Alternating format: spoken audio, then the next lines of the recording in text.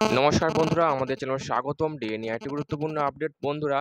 পশ্চিমবঙ্গ রাজ্য সরকারি কর্মীদের বেতন কমিশন নিয়ে আদালতে জোর ধাক্কা, মাইনে কমে যাবে। তো বন্ধুরা, ডিএ সংক্রান্ত এবং বেতন সংক্রান্ত গুরুত্বপূর্ণ আপডেট আমরা এই ভিডিওর মাধ্যমে দেবো। তো অবশ্যই ভিডিওটি স্কিপ না করে অবশ্যই পুরো দেখবেন। তো তার আগে বলে রাখি, যে সকল বন্ধুরা আমাদের চ্যানেলে নতুন, আমাদের চ্যানেলের পাশে সাবস্ক্রাইব বাটন, সাবস্ক্রাইব করার পর পাশে যে বেল আইকন সেটিও প্রেস করবেন। লেটেস্ট ভিডিও আপডেটগুলি সবার আগে পেয়ে যাবেন। দেখে নেব আজকে ডিএ ও বেতন কমিশন সংক্রান্ত গুরুত্বপূর্ণ আপডেটটি।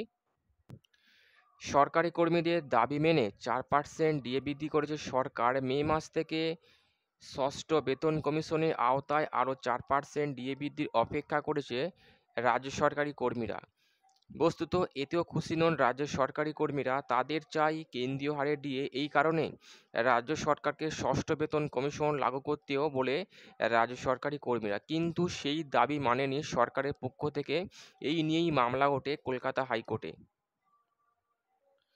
পশ্চিমবঙ্গ সরকারকে ষষ্ঠ বেতন কমিশনের রিপোর্ট প্রকাশের নির্দেশ দেয় আদালত। এবার সেই প্রসঙ্গে উঠে এলো বড়সড় আপডেট। রাজ্যের ষষ্ঠ বেতন কমিশন কি আদৌ চালু হবে? যা জানা গেল তাতে ভোগান্তি আরও বাড়ল রাজ্য সরকারি কর্মীদের। রাজ্যকে ষষ্ঠ বেতন কমিশন নিয়ে চাপের মুখে ফেলতে রাজ্যের ইউনিটি ফোরামের তরফ থেকে মামলা দায়ের করা হয় হাইকোর্টের কাছে। এই নিয়ে তীব্র বিতর্ক চলে আদালতে। অবশেষে কর্মীদের দাবিকে ন্যায্য মেনে নিয়ে তার পক্ষে রায় দেয় কলকাতা হাইকোর্ট। রাজ্যকে নির্দেশ দেওয়া হয় দ্রুত নতুন পে কমিশনের রিপোর্ট জমা করতে। সেই মতো রিপোর্ট প্রকাশের জন্য নির্দিষ্ট কমিটিও তৈরি করে রাজ্য সরকার। যাই হোক, এই ঘটনায় খুশি হয়েছিলেন রাজ্যের কর্মীরা, কারণ মামলায় তাদের জয় ঘটেছে। তাই আশা ছিল হয়তো খুব শীঘ্রই রাজ্য সরকার রিপোর্ট মারফত জানাবে ষষ্ঠ বেতন কমিশন চালু করার কথা। কিন্তু এই মুহূর্তে যে আপডেট পাওয়া যাচ্ছে তা একেবারেই অন্যরকম।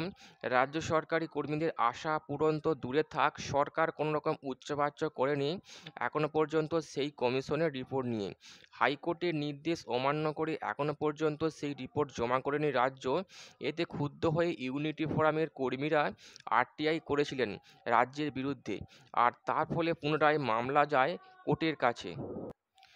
আদালতের নির্দেশ লঙ্ঘন করার অপরাধে কন্টেম্প অফ কোর্টে চার্জ আনা হয় রাজ্যের বিরুদ্ধে। গত 8ই মে 2024 ষষ্ঠ বেতন কমিশন নিয়ে মামলাটি দায়ের করেন ইউনিটি ফোরামের কর্মীরা। 24 মে তারিখে সেই মামলা গ্রহণ করেছে হাইকোর্টের বিচারপতি সব্যসাচী ভট্টাচার্যের বেঞ্চ।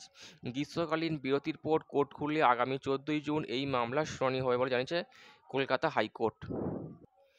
এত টানাপোড়েনের পর রাজ্য সরকারি কর্মীরা কি জয়লাভ করবেন? রাজ্য কি রিপোর্ট দিয়ে নতুন পে কমিশন চালু করার কথা বলবে? জানা যাবে এই দিনই শুনানিতেই। আর এই সিদ্ধান্ত নেওয়া হলে আখেরে রাজ্যের সকল কর্মীদের খুবই সুবিধা হবে বলে মনে করছেন বিশেষজ্ঞ মহল। এই ষষ্ঠ বেতন কমিশন নিয়ে আপনাদের মতামত অবশ্যই কমেন্ট করবেন। তো বন্ধুরা, এই ছিল ডিএ ও বেতন কমিশন সংক্রান্ত গুরুত্বপূর্ণ আপডেট। কেমন লাগলো কমেন্ট করবেন, লাইক করতে ভুলবেন না। পরবর্তী আপডেট পাওয়ার জন্য আমাদের চ্যানেলটিকে সাবস্ক্রাইব করে রাখবেন। থ্যাংক ইউ বন্ধুরা ভিডিওটি দেখার জন্য।